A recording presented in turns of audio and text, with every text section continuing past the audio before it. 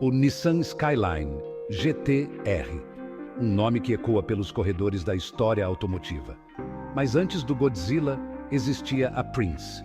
O ano era 1957. Uma pequena empresa japonesa chamada Prince Motor Company lançou o Skyline.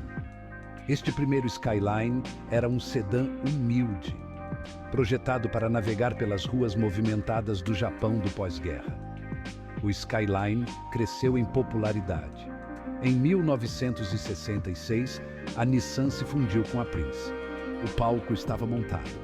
O mundo simplesmente não sabia disso ainda. 1969. O ano do pouso na Lua, Woodstock, e o nascimento de uma lenda. O Skyline receberia um novo coração, uma nova alma. Ele se tornaria o GT-R. O primeiro GT-R, o PGC-10, conhecido carinhosamente pelos fãs como Hakosuka, era um lobo em pele de cordeiro. Parecia despretensioso, quase comum, mas por baixo daquele exterior despretensioso batia o coração de um corredor.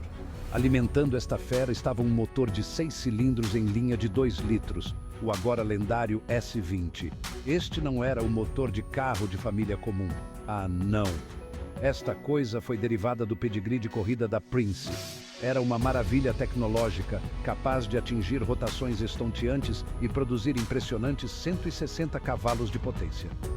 Pode não parecer muito hoje, mas acredite em mim, naquela época, era o suficiente para fazer seu sedã familiar médio se borrar de medo. O Hakosuka GT-R foi uma revelação nas pistas.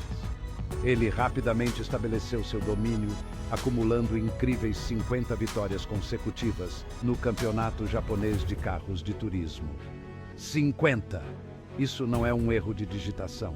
Este carro era tão bom assim. A lenda do GT-R nasceu em fogo e velocidade, gravando para sempre seu nome nos anais do automobilismo. Avançando para 1989. O mundo havia mudado. As ombreiras estavam na moda. E o Japão era uma potência econômica. O GT-R estava de volta. E estava de volta com tudo. Este era o R32 GT-R, redefinindo carros de alto desempenho. Sob seu exterior agressivo, batia o coração de um campeão. Equipado com um motor de 6 cilindros em linha de 2,6 litros com duplo turbocompressor. Este motor foi uma revelação.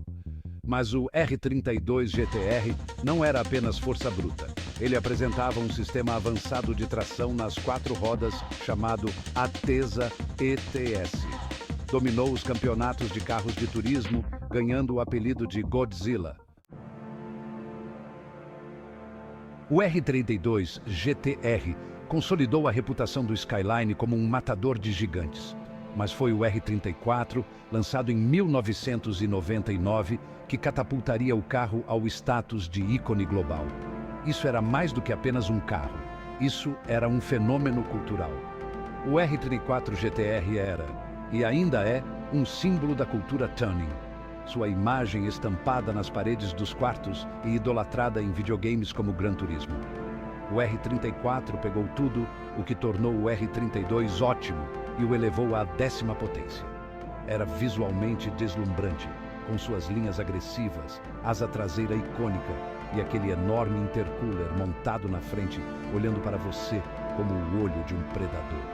Sob o capô, o motor RB26DE-TT recebeu novos refinamentos, oficialmente produzindo 276 cavalos de potência, embora, novamente, aqueles que sabiam sussurrassem sobre números muito mais altos.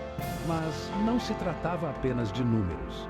O R34 GT-R era um carro de motorista, era cru, era visceral e exigia respeito. Também foi o primeiro GT-R a apresentar um display multifuncional, que fornecia aos motoristas informações em tempo real sobre a pressão do turbo, forças G e tempos de volta. Este carro era um triunfo tecnológico, mas nunca perdeu de vista o que o tornava especial: a conexão entre carro e motorista.